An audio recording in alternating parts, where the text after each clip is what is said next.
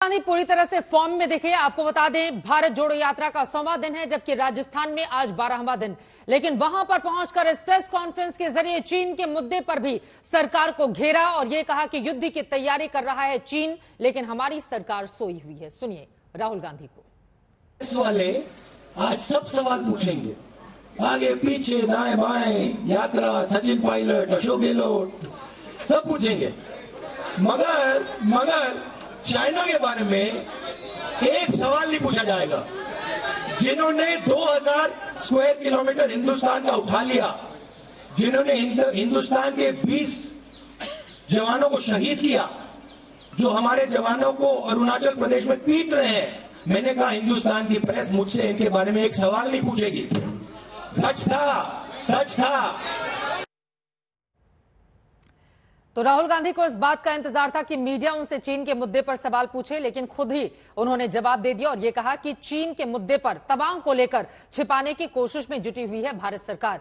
कई ऐसे मुद्दे हैं जिस पर राहुल गांधी हमलावर रहे, इसी को लेकर चर्चा करेंगे। खास मेहमान जुड़ चुके हैं, उनका परिचय आपसे करवा देती हूं। गौरव भाटिया जी, राष्ट्रीय प्रवक्ता भारतीय जनता पार्टी के हमारे साथ जुड़े हुए हैं।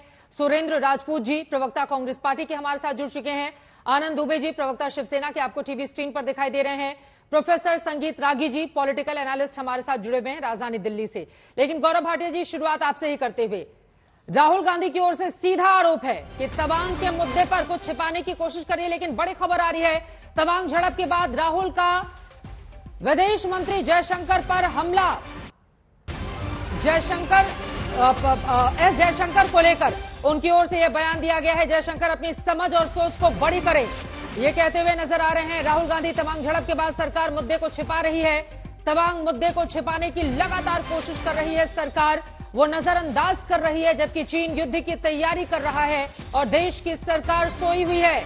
गौरव भाटिया जी, चीन की तैयारी है पर हमारी सरकार सोई हुई है, राहुल गांधी ये आरोप लगा रहे हैं। विदेश मंत्री को लेकर भी उन्होंने निशाना साधा। जवाब इस पर आपका।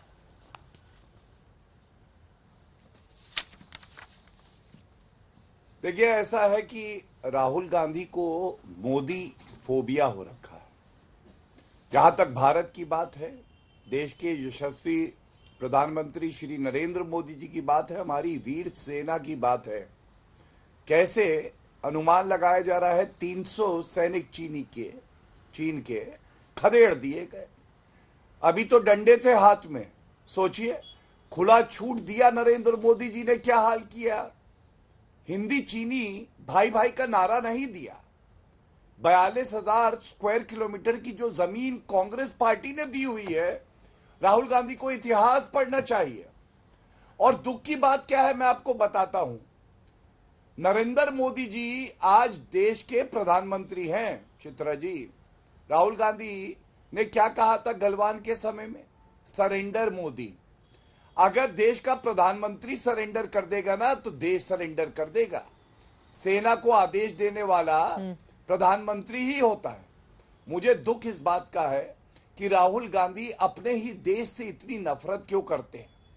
मैं तो ये उनसे सवाल पूछता, और जिसकी हिम्मत हो पूछिएगा चित्रा जी। ये तस्वीर है, एमओयू किया था इन्होंने चीन के पार्टी के साथ, आज तक क्या सार्वजनिक हुआ?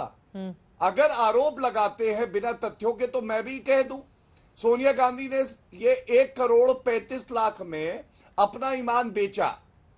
हम लोगों को अचंबा ये नहीं है कि ईमान बेचा, ईमान तो ये देश को भी बेचते थे, भ्रष्टाचारी हैं, लेकिन इतने कम में बेचा। अगर हर भारतीय 1 पैसा देता तो 1,35,00,000 रुपया मिल जाता। ये सार्वजनिक करें।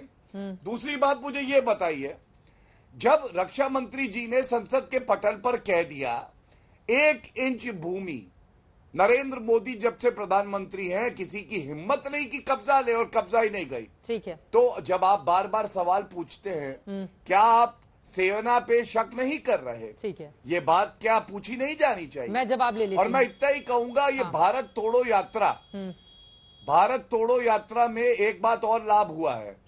जो लोग कांग्रेसी थे लेकिन छुप छुप के हमले करते थे, चाहे स्वरा भास्कर हो या मेधा पाटकर हो, ये सब भी बाहर निकल आए। तो अच्छा है, पता तो चल रहा है टुकड़े टुकड़े गैंग के सदस्य कांग्रेस पार्टी के साथ खड़े। ठीक है।